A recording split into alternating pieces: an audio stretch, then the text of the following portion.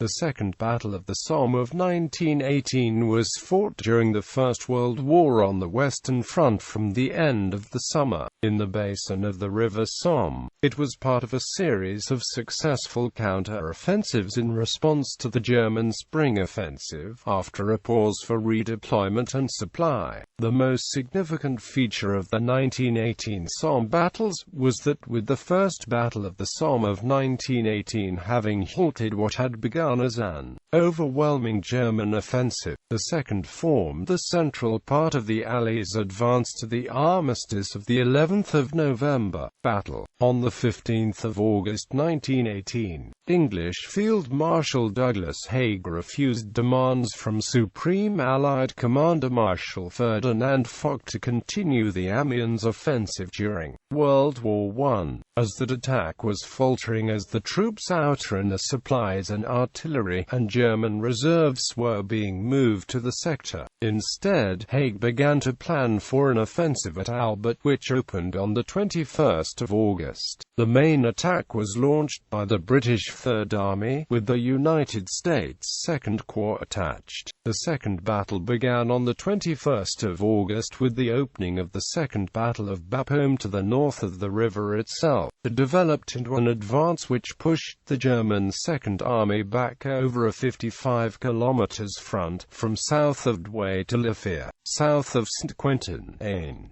Albert was captured on the 22nd of August. On the 26th of August, the British First Army widened the attack by another 12 kilometers, sometimes called the Second Battle of Arras. Bapaume fell on the 29th of August. The Australian Corps crossed the Somme River on the night of the 31st of August, and broke the German lines at the Battle of Montstreet, Quentin and the Battle of Péronne. The British Fourth Army's commander, General Henry Rawlinson, described the Australian advances of the 31st of August the 4th of September as the greatest military achievement of the war. On the morning of the 2nd of September, after a heavy battle, the Canadian Corps seized control of the Drocourt-Quéant line. The battle was fought by the Canadian 1st Division, 4th Division, and by the British 52nd Division. Heavy German casualties were inflicted, and the Canadians also captured more than 6,000 unwounded prisoners. Canada's losses amounted to 5,600.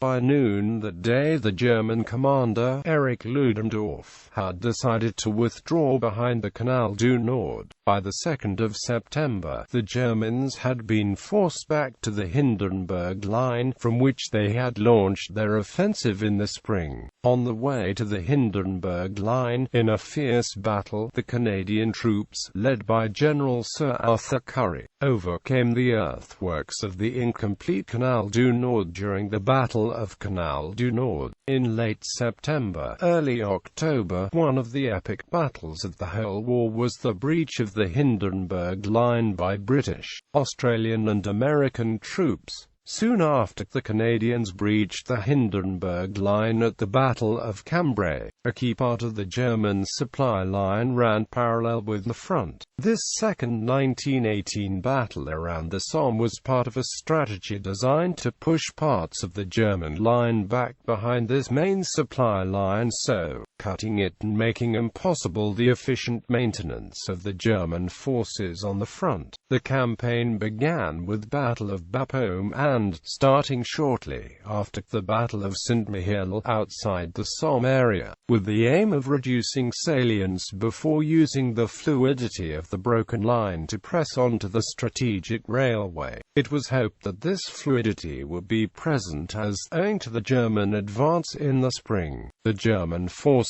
were well in advance of the hitherto impregnable, very well prepared defences on the Hindenburg line. This policy worked, but it took some very determined work at the Saint-Quentin Canal, among the prepared defences, to achieve success.